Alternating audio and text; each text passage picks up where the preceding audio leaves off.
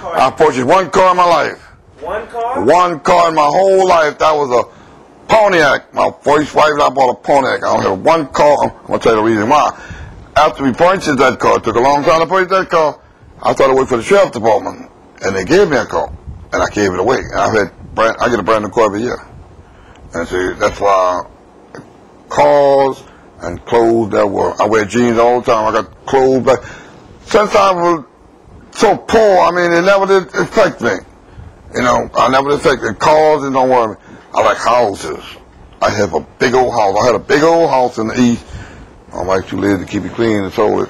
And so, we had I like houses. And I like things for the children, not for me. Not for me. So how many houses have you lived in? Can you remember the houses you lived in? Yeah, I was born on the Legion Field, and I moved on Feliciana. We didn't move around. Once we moved on Feliciana, the whole family stayed there. We bought that house in 1941, and it's still there. Went through Betsy and 2 storms. I lived there till I was grown. Then I went away to school. The next house I lived on Montague Street around the corner from it, which was a little small house right around the corner from my mom. I wanted to stay there so I could be close by my mama. And then after I got married, I lived in Alabama in a house, and then I came in, I bought a house on Eade Street, beautiful house right over here. Never should have sold it. And I sold that when I bought a big old house out in East on Brookfield Drive. And then too many bedrooms and everything. My wife's son, he moved out, got married, so wasn't no sense with keeping that big house because what's that, 4 bedrooms up there, 2 down, all that. She said, so we bought this house. And now that I got grandchildren, I want to buy a big house. She wasn't so they could run around, and she didn't want that. But I like to have things for the children, not for me, for the grandchildren, not for the children. See, when they all come in, you know, they have a place to stay. They got to go to the hotel and everything. I want them to stay right here with me. When they used to, wasn't too many of them, need to stay out there with me, but I want to buy a big old house out on the lake. She don't want that so much. Well, I don't like cars.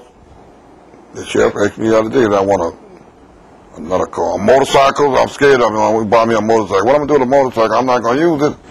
And clothes, I dress up if I have to, but I feel more leisure when I have on my jeans or my tennis or something like that.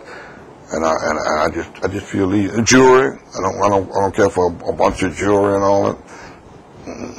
Was it difficult to get your first house? Yeah. Were you excited when you bought your first house?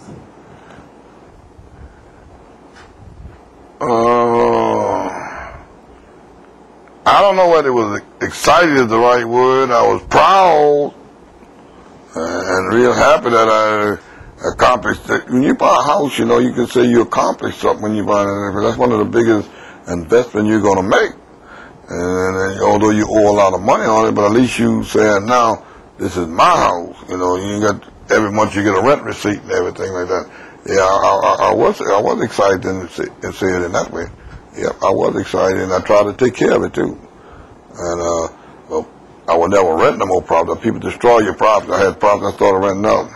No, I told my wife, I shouldn't say that though. She got some condominiums, I think, right now. I've never seen them. My wife. I went over there to Saturday. Not to tell you, my wife had to move a stove, and I said, "Who this stove for?" They said, "Come out the condominium." I said, "Who the condominium for?" They said, "For us." For us. We own it. They said, "You got one down there too." I ain't never knew we owned it. Don't worry me. You see, them kind of things don't worry me no more. I mean, she keeps the books. I don't look into nothing. I didn't know we had the condominium out there. They said, "There's our condominium." I said, "Oh, Lord."